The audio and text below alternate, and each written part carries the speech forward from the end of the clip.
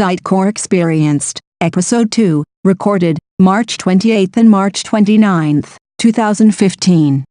Welcome to Sitecore Experience. Sitecore Experienced, a video podcast to showcase information related to Sitecore for the benefit of the Sitecore community.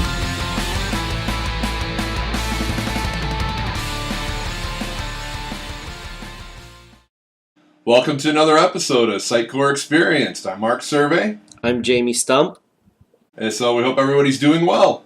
So, Jamie, what's been going on at work lately? What have you been working on? We are working on getting some marketing automation launched for my client. So we're using Sitecore ECM, and the emails are about to start flowing. I'm really excited about it.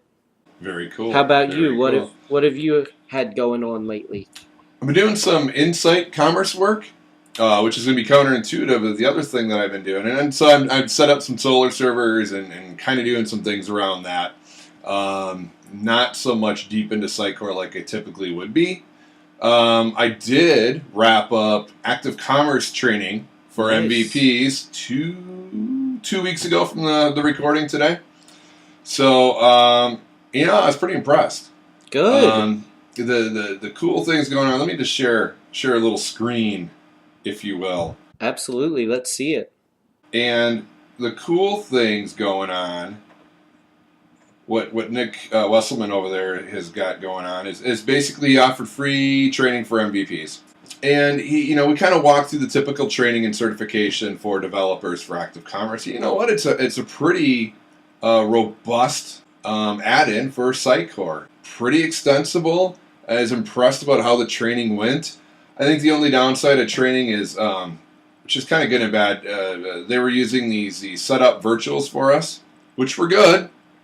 However, they didn't always respond as nicely as you'd wish. And I don't know what you expect out of varying internet speeds from your students and everything else, right? So I think it was par for the course, unfortunately. Right. But it didn't stop the training from going on. And I think it's kind of cool to be in a class of MVPs because, everybody gives Sean Holmesby a bunch of crap. And we had a lot of fun, a lot of free exchange of information. I happened to be late the first day, which I apologize for, Nick. But overall, I think it's a viable option for a lot of partners to be looking at and a lot of customers to be looking at from a shopping cart commerce perspective. So. Awesome. And so active commerce, that's B2B and B2C? It is B2B and B2C. It's B to whatever you need it to be. Very How's nice. That? Very How's nice. That? No, it's pretty robust. It's so pliable you can just do with it what you will. So if anybody has a chance to check it out, MVP's got free training, so I hope I know you weren't able to take part in it because of client commitments. Yep. But I hope other MVPs took part in the other classes as well. And if you're not an MVP, definitely just peruse activecommerce.com and take a look. So good stuff. Awesome. Very cool. Welcome to Community Happenings, where we tell you some things that have been going on in the Sitecore community over the past few weeks. So I've got two things to share with you that I think are pretty cool, that are recent posts or pages that have come up. The first is from fpweb.net. It's a Sitecore version comparison chart. You can see it here on the screen. I love this. It tells you whether something is compatible with Sitecore 6, Sitecore 7, or Sitecore 8. Hopefully, if you're listening and you're already on Sitecore, you're at least on 6. If you're still in 5, please upgrade. It's time. Hopefully you're not using Internet Explorer 6 anymore too. If you are, please upgrade that as well. But over here on the left, it goes through a bunch of different modules, and you can see right here's where the end of support for 6 ends.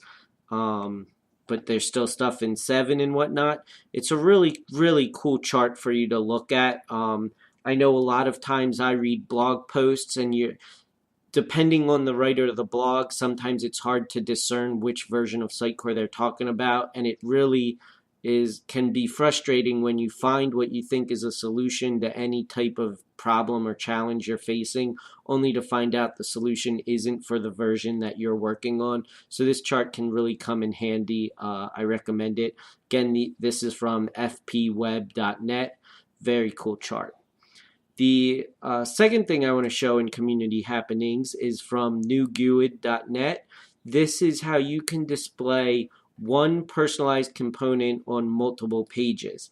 So this is a really cool concept, right? This is kind of telling you, okay, I want to show the same component with the same personalization on many different pages, and I don't necessarily want to have to do it separate, right?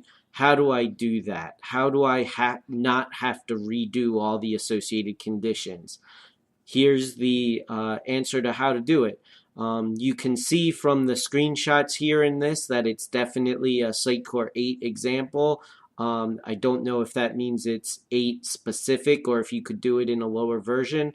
But if you're using DMS or XDB and using content personalization, I suggest you check it out because you most likely have a use case where you want to reuse personalization across multiple pages.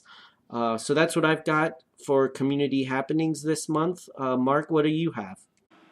So Jamie, here's what came across, my feeds and everything else. This is really about testing sub layouts, and it's worth a really good read. One thing, before you read it, understand that he has a note to readers that really caught my eye about, do not put in the comments that all tests in Sitecore are actually integration tests, right? So it's basically just a little helpful article for not everybody to be attacking, but to kind of absorb and go. He goes through the potential testing of a layout, basically executing that setup, testing, and then cleaning up. So some really good stuff here to review. I'm a huge fan of things like TDD, so anybody talking about testing always catches my eye. Our buddy, Dave Peterson, posted on Twitter, I don't know, a few weeks back, he's fighting with some cookie issues. And lo and behold, he figured it out and obviously made a blog post about it. So Dave has written here about just basically session cookies, the types of cookies, how they're reacting in different browsers, how to clear them, reset them, start them up, all the good stuff. And it has a little bit about Sitecore XDB because, as we all know, that end visit is really something we have to watch through session management. So if you're using session cookies, obviously this is a must-read. And there's a lot of other material out there on that. So that is what I had found.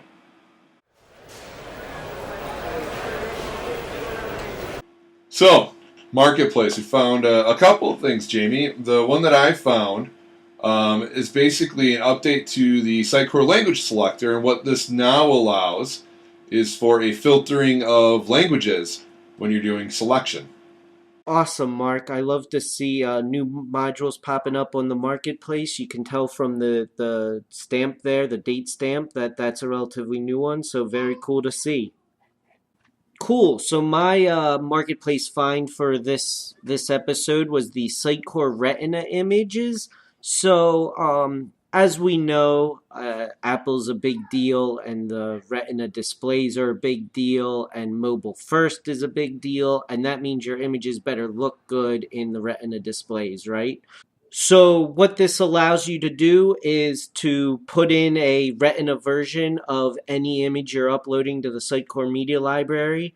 It seems pretty easy and pretty cool, and I would have a look at it, especially if you're doing high-res graphics or mobile-friendly sites, which we should all be doing right now, and we'll learn about that sort of in the closing, why we need to be doing mobile-friendly sites.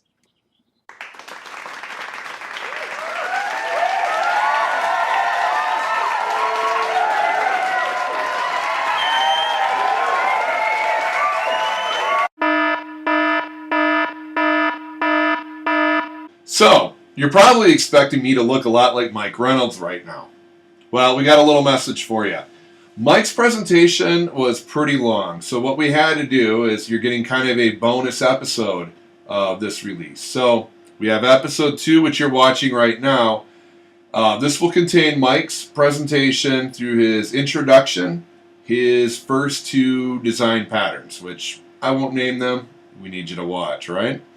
The last 3 design patterns will be found essentially on episode 2A, which we're going to host in the same place as episode 2. They will be released together. So when you're done watching Mike's topic here and you get through the closing thoughts that we have for you guys, go ahead and jump over to episode 2A, and you can take a look at Mike's the rest of his presentation. So thank you.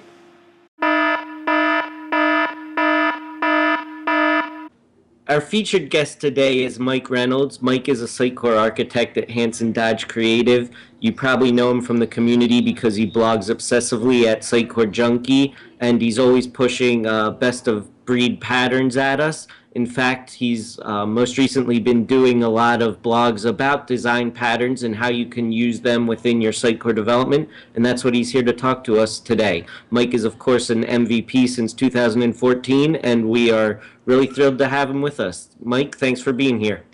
Thanks, Jamie. Gotta clap. Gotta have the clap. Wait, that came out wrong. All right. So, Mike, what are you gonna show us today? All right. Well, let's talk about design patterns in Sitecore. Oh, by the way, I want to say if you want to ask questions or if you want to share anything regarding this presentation, please use the hashtag STExperience on Twitter. You can reach out to me here on Twitter. Here's my Twitter handle, and you can reach out to me in other ways, which I will show later on. All right. So, what is a design pattern? Well, according to Wikipedia, it's a general reusable solution to a commonly occurring problem. I know that sounds pretty vague, and it seems like it would stem across a lot of things that we do as software developers. Pretty much, the idea around this is it really describes how to solve a problem. And that problem could be, I don't know, how to communicate with an external service or whatever it may be. And basically, the design pattern would be something around how to, do this across different contexts. So, you may be building this for, I don't know, a service, or you may be building it for, something else to communicate with an external, let's say, database server, or whatever it may be. The design pattern just pretty much catalogs how to do that from a high level, not necessarily, a perfect solution for that. The other good thing about design patterns is that it actually gives developers a language they can use with each other. So you can sit there and say, oh, I've used a singleton over here, or I've used, the template method pattern here. And you can kind of see how these different things relate to each other in a high level, maybe UML diagram, or, or just in, describing how a certain set of classes work together. You can use, a pattern, as terms of how to convey that. One thing I want to iterate is that a design pattern is not a cookie cutter code solution. So pretty much, code classes don't equal design pattern. It's pretty much how your code or classes work with each other. That's pretty much what the pattern is.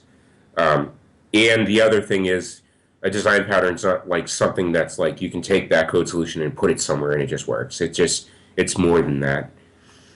The other thing is, I remember reading this somewhere, is that a design pattern is not a final solution to a problem.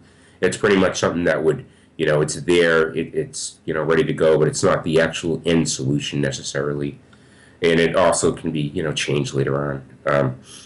It's, I guess, the better word would be it's continually evolving, within your code base. But all right, so I'll give you a little bit of history of design patterns.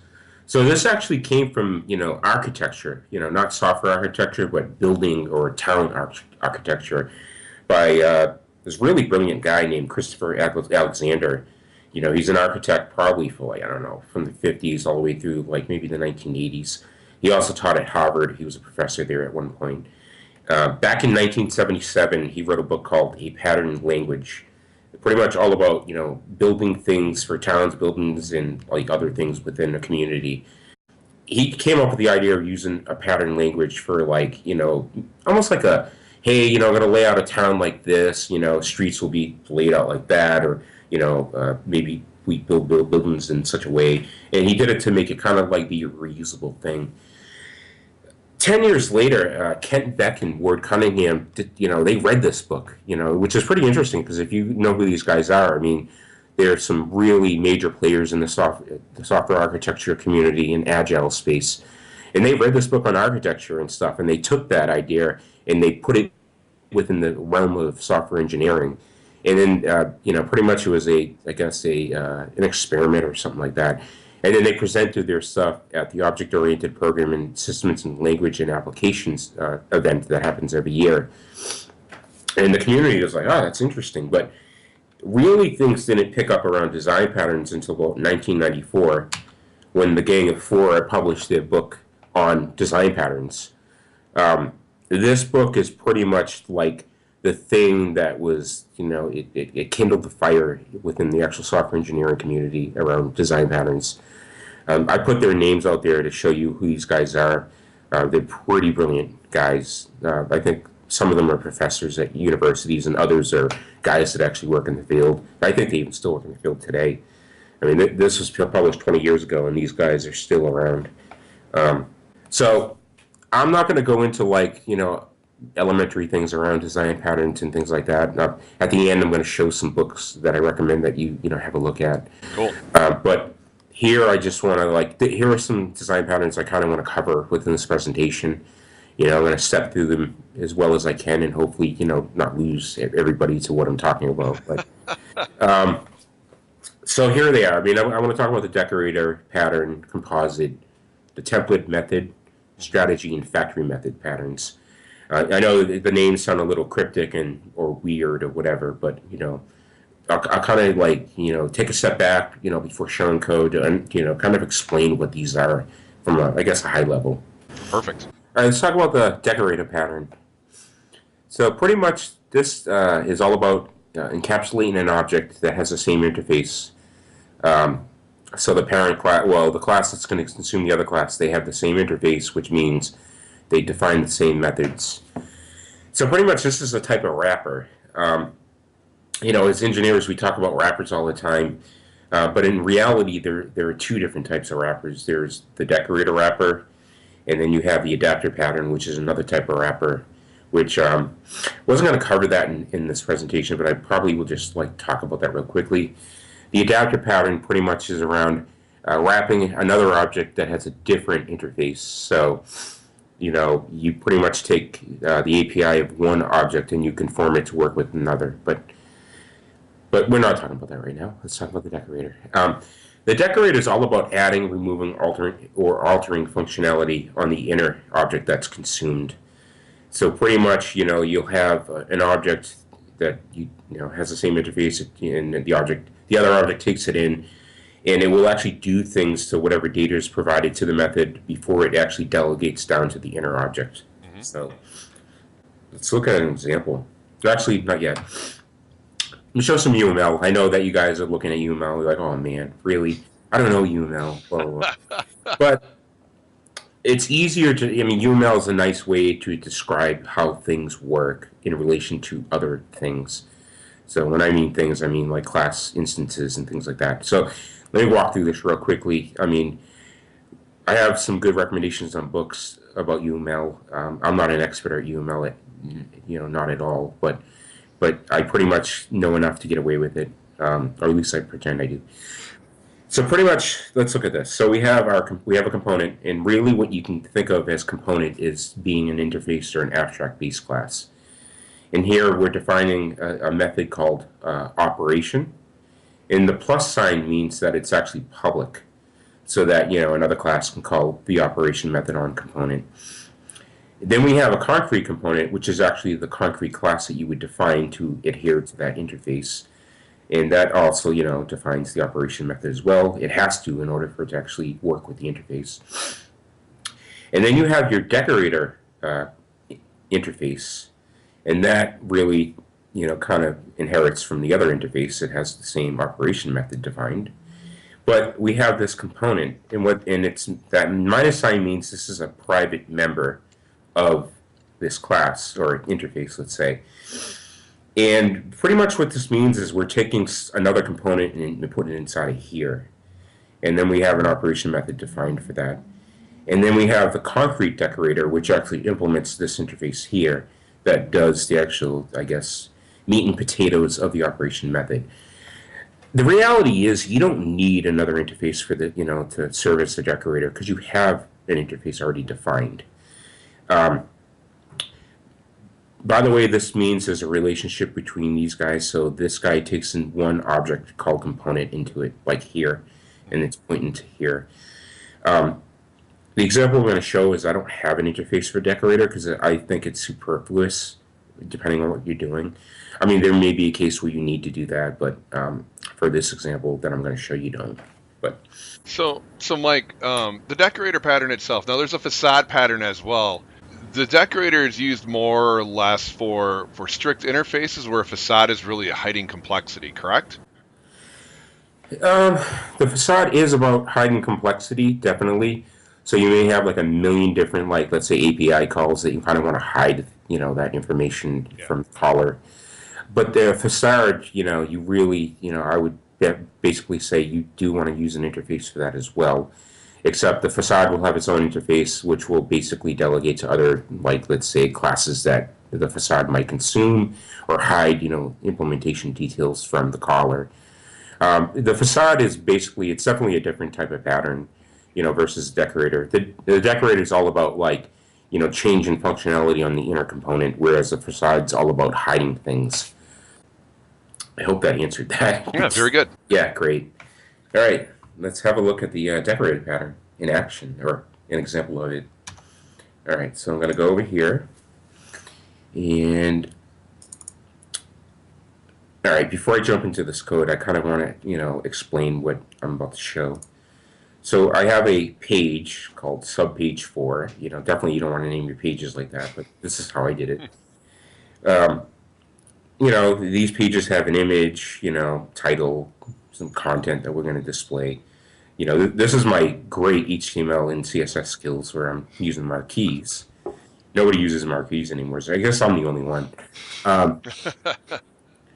So let's pretend that you decided to build a marketplace module for like a redirect manager of some sort where you can basically take in a URL and you want to redirect, or you want to have some kind of URL rewrite to go to another, an item that, exists somewhere in your content tree, but the URL structure really means it doesn't really live under there. So that might be a little convoluted, but I guess I'll, explain what this is. I decided to leverage the ID table for this example. So the ID table lives in every single Sitecore database that you have out of the box, but stock Sitecore leverages the ID table that lives in the master database, and it has 5 or 6 columns here. It takes basically you provide the item ID. You give it a prefix, which means this classifies this from other things you might store inside of the ID table. The key here is the URL. So if I go to this URL of my Sitecore instance, I want it to basically go and find this item and serve it up. And there's other fields here or columns that I'm not using. You can set a parent ID of your item or something like that, but I'm not doing that here. I don't need that. I'm going to let you know I actually just added this myself. I don't have a URL rewriter, redirect manager that I built for this. It's just something I threw in here. So let's go to, and I think moving, for this presentation, I kind of want to show the config first versus class details. This might be kind of strained from the way I've done it in the past on my blogs or other presentations, but I think showing the config might make things a little bit more clear. But if it doesn't, please, give me feedback on Twitter or send me an email or something. So this is the config file that I built. This is a patch configuration file that, we always have to do in Sitecore as a best practice so that we can just, throw our thing out there and it's kind of standalone or whatever. So I'm using the HTTP request begin pipeline, and I have a custom processor here. And what I'm doing is I'm actually replacing the out-of-the-box item resolver to use the new one I'm about to show you. But what it does is it actually will consume an instance of the item resolver into it. So this gets set on a property. If this is confusing, John West has written a bunch of blog posts on the Sitecore Configuration Factory. I've written a bunch of blog posts myself. If you'd like more information about that, definitely, basically look on, John's blog for Configuration Factory, or look at my blog for that as well, and you'll see a lot more information around how this works. But so that's what this is doing. It's taking an instance of the item resolver, injected into a property of this class that we have defined here, and we're replacing stock Sitecore functionality with this new class. Let's take a look at that class very quickly. So we have our, we have a private property here that we're injecting, an instance of the stock Sitecore processor for that pipeline. And we're defining a prefix, which I kind of glossed over real quickly. Let me go back to that real fast. We have that defined here. This will get injected into that property that I just showed you. This guy right here. In a processor, Sitecore Configuration Factory will create an instance of that and inject it into this. So the Sitecore Configuration Factory is kind of like a rudimentary dependency injection framework that lives in Sitecore out of the box. Definitely, I leverage it a lot, to be honest, because that's what I'm used to doing. All right, so let's look at this process method. So we're just, doing, basic asserts, making sure things are there that we need. Args is definitely something that you need, that's getting set by Sitecore. And then I have the assert properties method.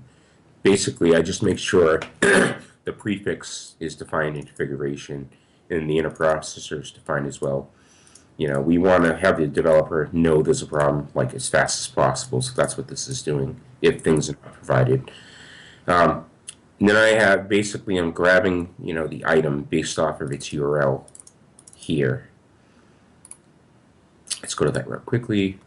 I'm using the ID table to find that within the ID table inside of my master database here. So that API call looks for that in that table. If it doesn't exist, we return null. Otherwise, we actually grab the item based off of the ID that's in the ID table. So I delegate to another method here, and that grabs the context database. In reality, you'd want to use context.content database or this database here, depending on which one is not null. But I didn't do that here, obviously, because I probably wrote this real fast. If the database isn't set, we return null. Otherwise, we actually grab the item from the database.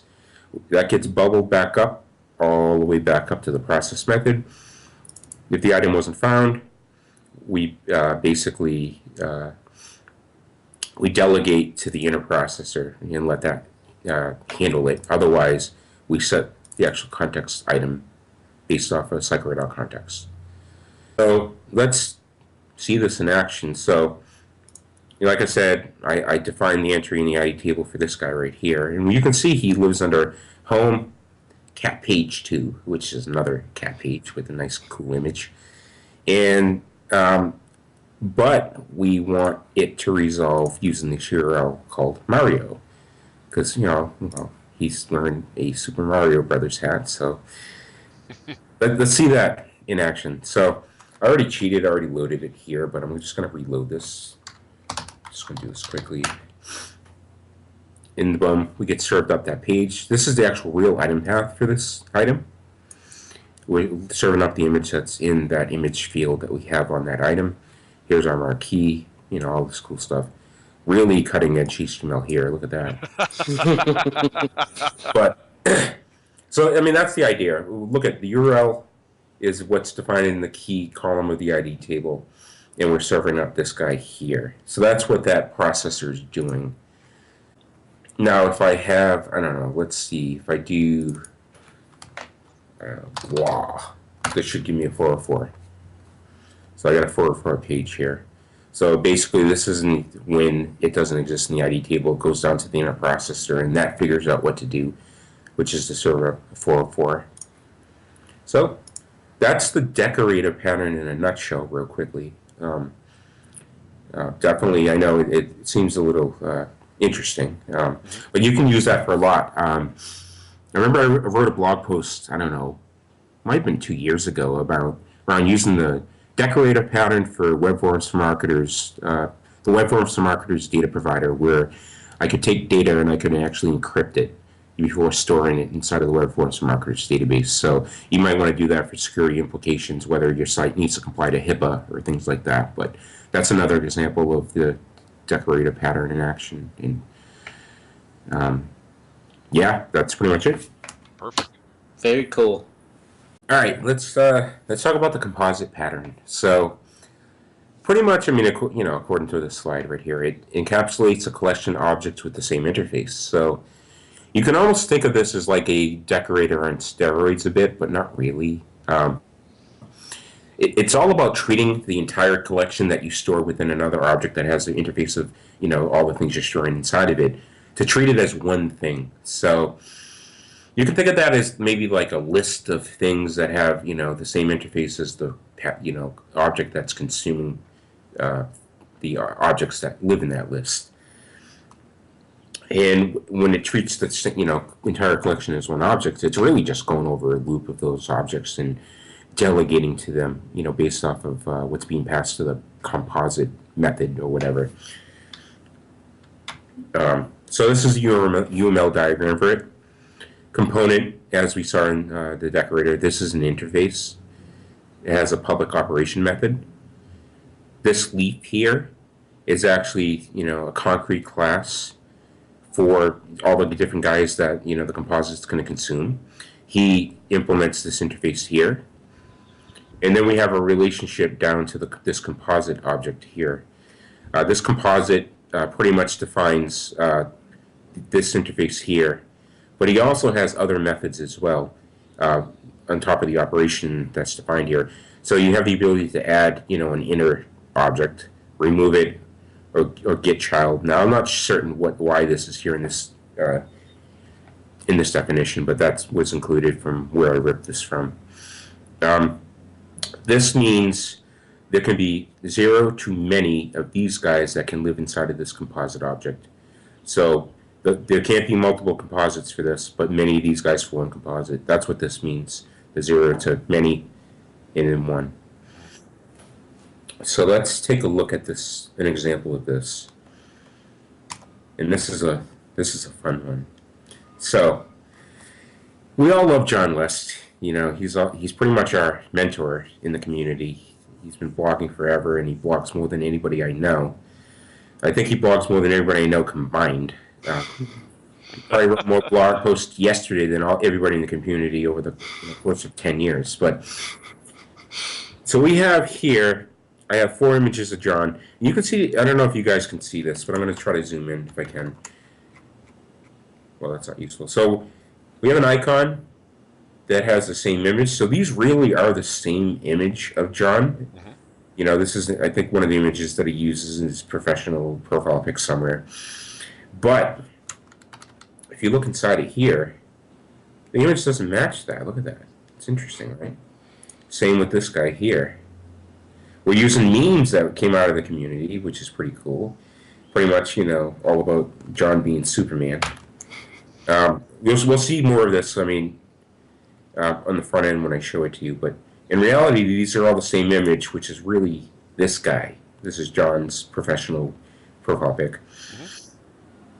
And then I inserted these guys onto my home page here, my home item, inside of a rich text editor field. So basically, oh man, these images, I don't know, these guys are different even though it's the same image, and we have this original image. So how did I do that? Well, I used the composite pattern for that. So let's jump into the config real quickly, just to show you what the config looks like. So I have this patch include configuration file that I'm replacing the stock media provider with, instances of other media providers that I'm kind of wrapping here. So I built 3 of them to do special things based off of the image name. We'll see that in a second. Okay.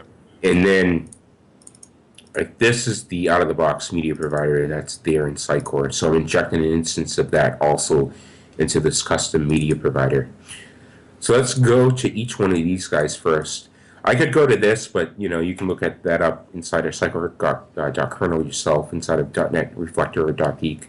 I'm not going to show you what that is, but I'll show you these guys because this is, I built those. All right, so I have 3 media providers, and I'm overriding the get media URL method. If the media library item name equals that, I basically return a different image URL for it. Otherwise, I return the empty string. I'll show you why I do that in a second. So I got 3 of these guys. Pretty much, this is looking for a different image name, and then I have another one that looks for this image name as well, and it serves a unique image that I found out there for some of the memes that the community came up with, some meme GIFs, which is really hilarious, to be honest. I don't advocate hard coding things like this. I did this really quickly. If you wanted to do something like this, you definitely want to use the Sitecore configuration factory to inject these. This is just an example. This is probably not useful, but it gives you an idea exactly what I'm trying to achieve here. And then I have my composite class. So here we go. We have instances we're injecting in here. I think I defined an interface for these guys. So pretty much, have the ability to, you can add these guys and you can get the instances. Nothing crazy going on in this interface.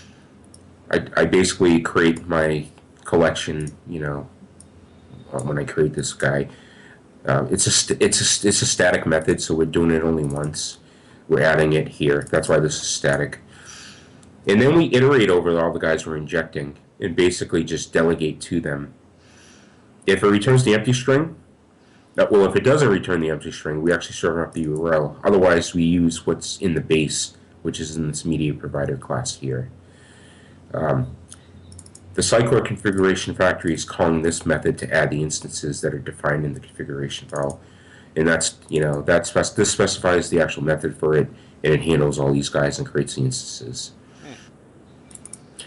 So this magically serves up the different images for John West on my homepage. So, I see, I don't know, John West Meteor 2, whatever I named the item. It will serve up this image instead. Same thing with this guy on the other one, and then this guy. And this is the stock Sitecore media provider to serve up John. So that's the composite pattern. So I got a question. Yeah. I can see now your example is pretty down to earth, straightforward. One of the things that may happen, especially when we have a collection like this can get kind of memory intensive. Would you recommend doing this and putting a flyweight pattern inside of that, or would you recommend something a little bit different for somebody who's going to have a pretty big collection or a pretty meaty item per collection type of scenario? Ooh, that's a good question. I come up with one a day. That was it. Yeah, I mean, you want to be smart about it. I mean, this is definitely, totally facetious. I mean, the way I've described this, you probably want to be smart about it. Keep in mind, anytime you write anything in code, you definitely, I'm not gonna say you should write a pattern for it up front. You basically should use the KISS principle, which is keep it simple, stupid. Write something that makes sense, and if you see the opportunity to refactor to a pattern, and this is where patterns actually come into play, is around refactoring, use it. But definitely you want to make sure you don't use the pattern incorrectly where it's going to actually have adverse effects. So I'm not sure if you'd want to use the flight weight pattern. Maybe. It could be a possibility. It really depends on what you're doing. I think if you have, let's say, 1 million inner instances, you definitely don't want to use this guy, because at least the way I showed it with the static property, you could create an instance property, but keep in mind when Sitecore creates things using the Sitecore configuration factory, it will keep this guy in memory. So even if this is just a regular, non-static member on this guy, it's still going to be there. You might want to find a different way of doing that if you have a bunch of guys that are going to live inside of here. Yeah. Always in question to use a profiler to take a look at it and then just do a little bit of load testing on it to make sure that it'll hold up over large loads. And then I would also recommend using .cover to see if you have any like code issues or whatever. It might be bottlenecks. But I've used it a million times and it actually has saved my life. I'll just say that. More than once. Those tools end up saving everybody's life once, and then we learn how to use them consistently after that. So exactly. And thanks for having me. Anytime. Thank you for being here. Yes. Awesome. Thanks, guys. Cheers.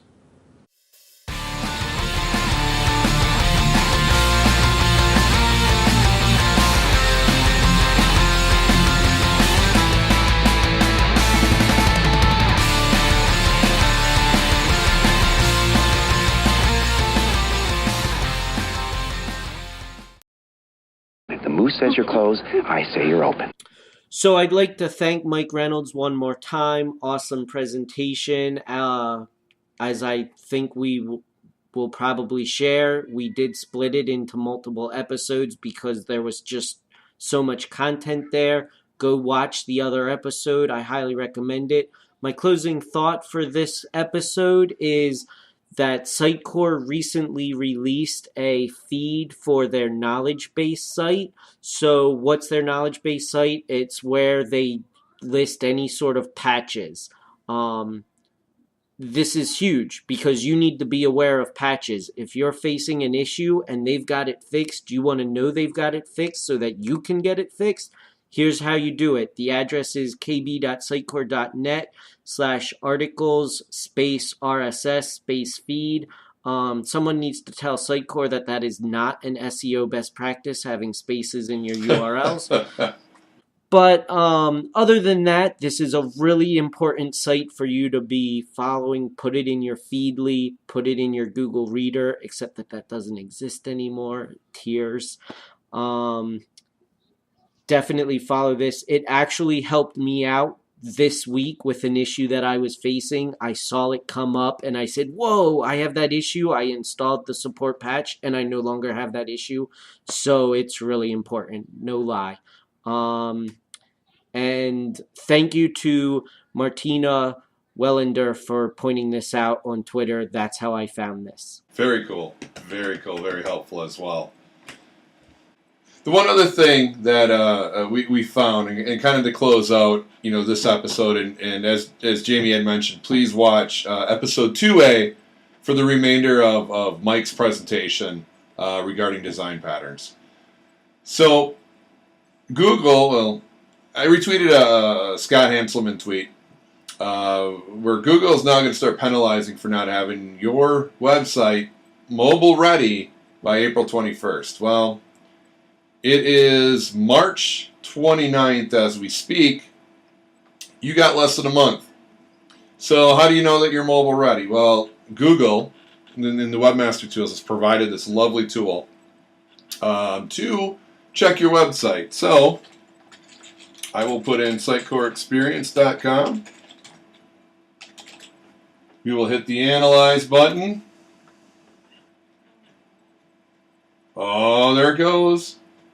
And the page is mobile friendly. So it's as easy as that, folks. So you may want to go through a lot of the sites that you've done in your Sitecore installations and just make sure that we're all set here. Make sure that Google does not penalize you in your positioning. So, all good stuff.